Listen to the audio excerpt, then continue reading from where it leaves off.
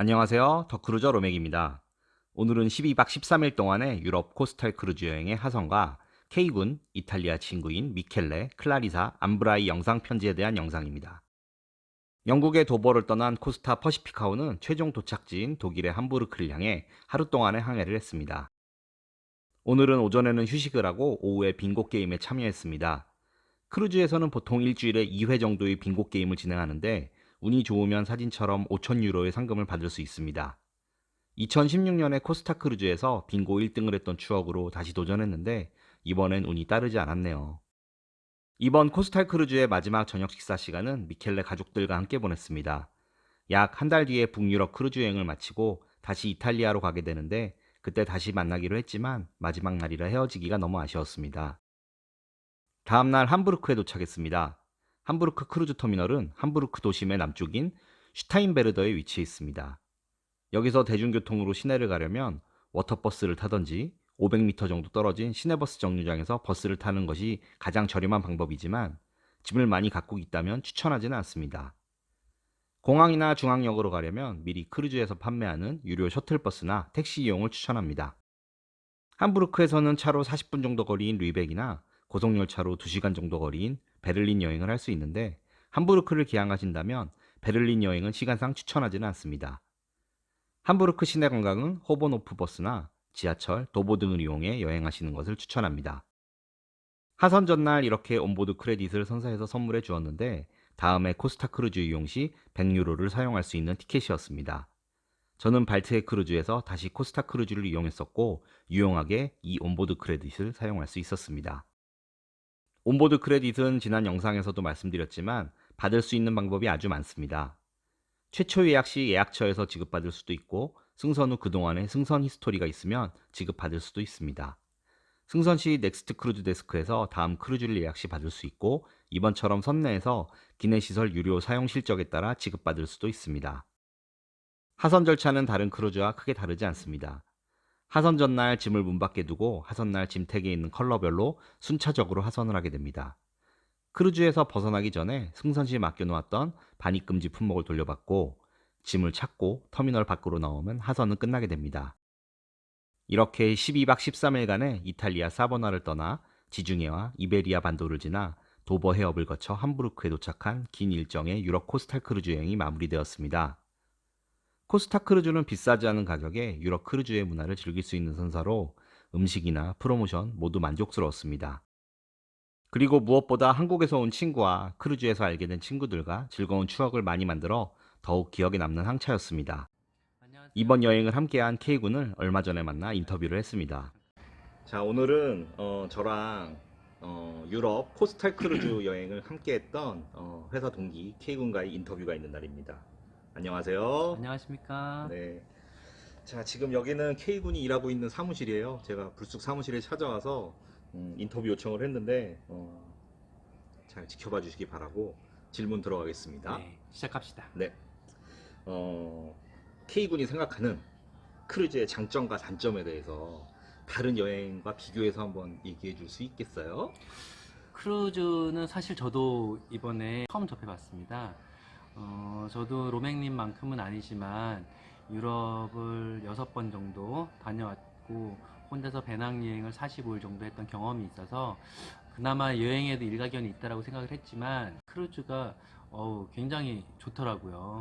경치와 기후가 제일 좋은 기간만 그다음에 그런 곳들만 골라서 다닐 수 있어서 제일 좋았고 무엇보다도 제가 유럽 여행을 다니면서 주요 도시나 관광지들 위주로 돌아다녔는데 거기보다 훨씬 더 경치가 좋은 해안가 도시들 시간적인 문제와 그 지리적인 여유가 안 돼서 방문을 하지 못했던 해안가 도시들을 골라서 크루즈가 기항지 투어가 준비가 되어 있다 보니까 그런 부분들이 굉장히 좋았습니다. 음, 단점에 대해서는 언급을 안 해주셨는데, 단점은 사실 단점을 만들기 위한 단점이라고 하면 제가 우리나라에서 살고 있고 유럽이 아닌 그래서 크루즈를 타고 내려서 다시 우리나라로 와야 되는 그런 거리적인 시간적인 소모가 추가적으로 있다라는 게 단점이죠. 목적 자체가 되게 중요할 것 같아요.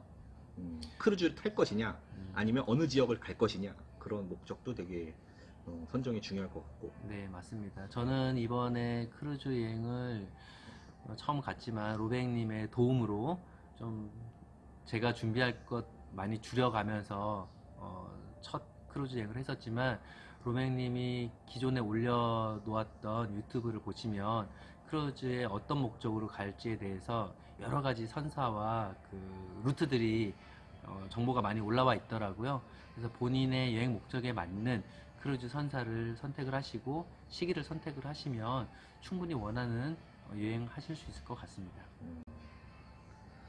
그러면 이제 친구가 생각하는 크루즈의 장점은 정말 너무나도 많고, 네, 단점은 위치적인 단점. 네, 크루즈를 타서 즐기는 것에서는 단점을 찾아보기 어렵다. 네, 굳이 말하라고 하면 위치적인 것만 말하겠다. 네. 라는 아주. 제가 크루즈 이번에 하고 나서 오자마자 했던 게 우리나라나 일본에서 출발하는 아시아권 크루즈를 검색하는 거였습니다. 너무나 좋아서. 근데 사실 아시아권에는 별로 없더라고요. 그 일본 여행도 뭐 대도시의 도시 여행이 거의 대부분이고 해안 도시보다도, 그래서 별로 없어서 유럽 크루즈를 또 가봐야 되겠다라는 생각이 들었습니다. 두 번째 질문입니다. 앞으로 크루즈 여행을 다시 하고 싶은지, 네. 하게 되면 누구랑 하고 싶은지, 왜 하고 싶은지를. 크루즈 얘기해주세요. 여행은 서두에 말씀드렸다시피 빨리 하고 싶습니다. 시간만 되면. 근데 한 2주 정도의 휴가가 필요하기 때문에 빠르게는 금년, 늦으면은 내년이나 내후년까지 해서 크루즈는 한번 꼭 해보고 싶고요. 두 번째 크루즈 여행을 누구랑 하고 싶냐고 물으면 저는 우리 로맹님이랑 한 번 더 크루즈를 하고 싶다라고 말씀을 드리고 싶습니다. 그 사유는 이번 여행을 하면서 도움도 많이 받았지만 너무나 재밌게 크루즈 여행도 했고, 정보를 많이 주셔서 기항지 투어도 좋은 곳으로 많이 다닐 수 있었고, 또 제 나름대로 친구도 많이 사귀었고 같이 즐길 수 있는 시간들도 많았고 해서 다음 크루즈 여행 때도 기회가 되면 우리 로맹님이랑 같이 한번 꼭 다녀오고 싶습니다. 저도 제 동기 K군과 언제든지 가고 싶습니다. 날짜 잡자고. 그럽시다. 좋습니다. 자, 세 번째 질문 들어가겠습니다. 크루즈를 처음 타는 사람들에게 하고 싶은 말이 있다면요? 크루즈라는 단어에서 오는 약간 고급스러움과 좀 비싸 보인다라는 느낌이 있을 텐데요. 그런 부분들을 선입견을 좀 깼으면 좋겠습니다. 저도 마냥 그럴 줄로만 알았는데 굉장히 저렴하고 굉장히 알차고 재밌는 여행이 되었습니다. 크루즈 여행이 이제 준비를 하시는 분들도 있을 거고, 뭐 한 번은 다녀오셨던 분들도 있을 테지만 루트가 굉장히 많더라고요. 선사도 굉장히 많고, 그래서 선사에서 운영하는 크루즈 선마다 또 테마도 또 다양하게 다르더라고요. 저도 공부를 하고, 그 다음에 로맹님이 올리시는 유튜브를 열심히 구독을 하고 있는데 제가 몰랐던 부분들이 굉장히 많더라고요. 이제 그런 부분들을 하나하나 경험을 더 해보고 싶습니다. 저도. 그래서 크루즈를 여행을 준비하시는 분들은 단순히 크루즈 배를 타고 맛있는 거 먹고 놀다 온다라는 생각보다도 크루즈에서 만나는 세계 각국의 그 외국인들과 같이 즐길 수 있고, 그네들의 문화를 제가 같이 즐기고 습득할 수 있는 그런 기회가 될 수 있도록 그 부분에 대한 공부와 그 다음에 부끄러움을 조금 내려놓고 지내니까 너무나 재밌고 행복한 시간들이었습니다. 이제 그런 부분들을 준비를 잘 하셔가지고 크루즈 여행 하시면 될 것 같습니다.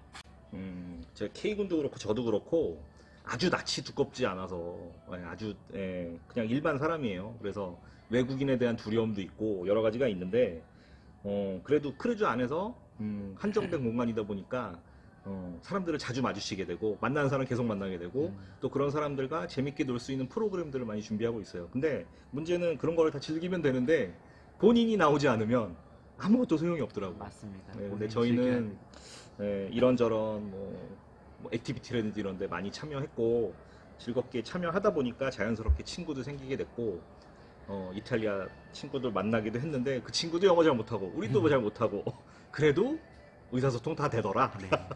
사람 사는 곳이더라고요. 네, 사람과 사람이 만나는 곳이라 언어의 장벽은 크게 없었다라고 생각하고요. 저희 크루즈에서 10박 정도를 했는데 저녁 식사를 하는 장소와 테이블이 항상 같습니다. 크루즈가. 그래서 같이 식사를 하던 분들이랑 저희가 계속 열흘을 식사를 같이 했기 때문에 친해지지 않을래야 않을 수가 없더라고요. 그래서 거기서 만났던 노 부부 두 쌍과 그 다음에 신혼부부, 아이가 있는 신혼부부 이태리인들이에요.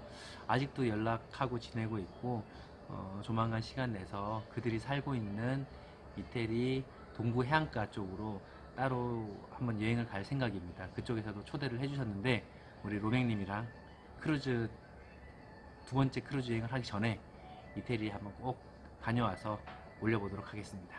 꼭 같이 갑시다. 네. 자, 네 번째 질문 가겠습니다. 이번 여행 중 가장 좋았던 곳과 별로였던 곳. 이유는?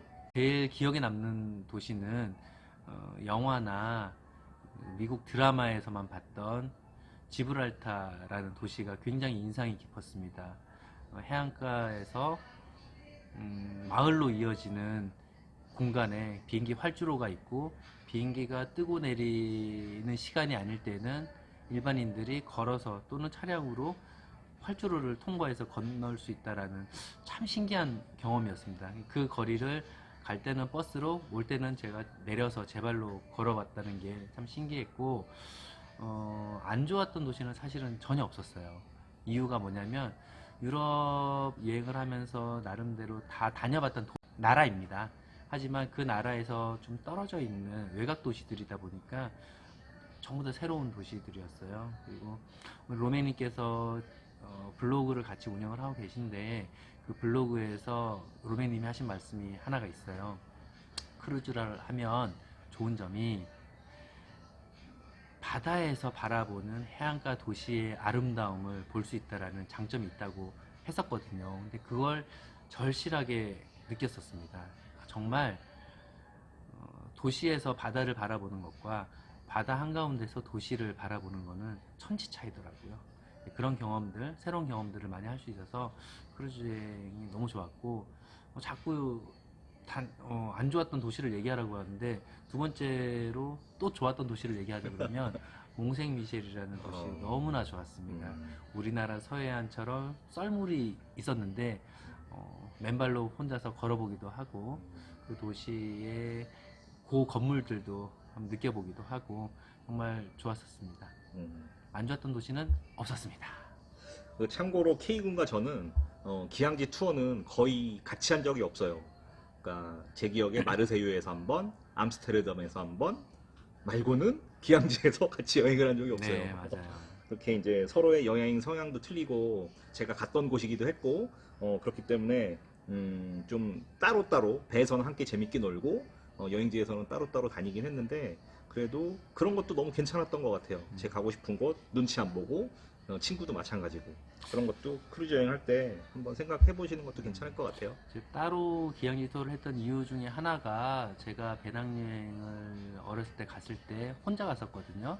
그때 준비를 하면서 누군가 여행평론가가 그러더라고요. 해외여행을 셋이서 가면 여행 친구는 3명이고 둘이서 가면 여행 친구는 2명인데 혼자서 가면 세계 각국의 여행객들이 다 네 친구가 될 수 있다.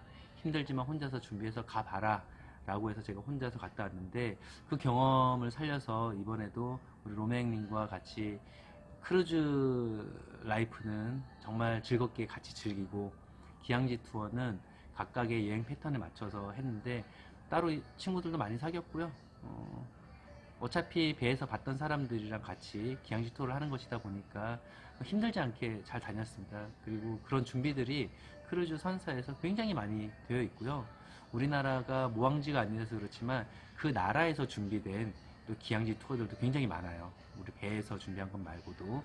그래서 이제 그런 부분들을 잘 찾아서 다니면 충분히 즐거운 크루즈 라이프를 즐길 수 있을 것 같고 그것을 하기 위해서는 우리 로맹님이 올려주시는 유튜브 꼼꼼하게 보시면 모든 정보가 다 있습니다. 우리나라에 이런 정보 있는 데가 없어요. 여기 말고 꼭 청취, 시청 잘 해주시기 바랍니다. 감사합니다. 깨알 같은 홍보입니다. 자, 마지막 질문입니다. 기타 크루즈에 대해서 하고 싶은 이야기가 있다면요? 크루즈라고 하면 여행이라는 느낌보다도 저는 사람과 사람 간의 만남, 그 다음에 우리가 경험해보지 못했던 다른 나라의 문화체험이라는 느낌이 사실은 이번 여행을 통해서 더 많이 느꼈어요. 그래서 여러분들이 그 나라에 가서 뭐 유학을 하거나 뭐 단기 체류를 하거나 하는 것과 마찬가지의 느낌을 크루즈 여행을 통해서 느낄 수 있을 거다라고 저는 생각을 합니다.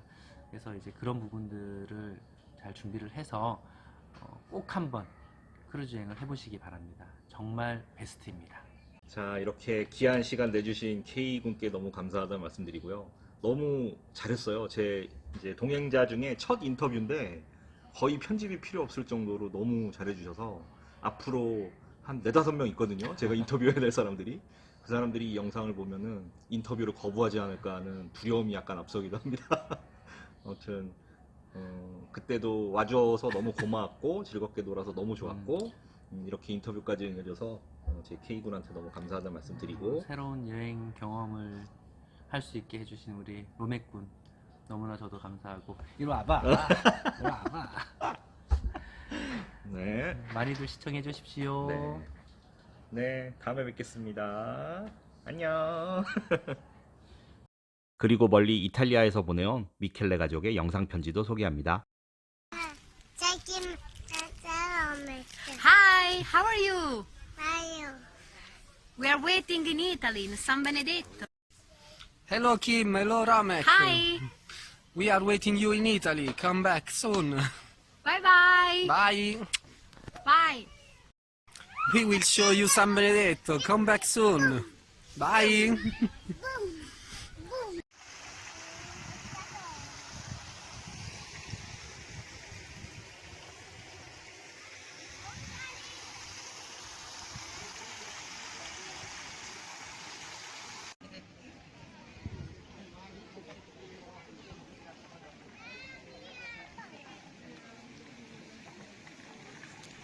Bimbo, ciao. Taking Ciao Kim. Ciao, Ro.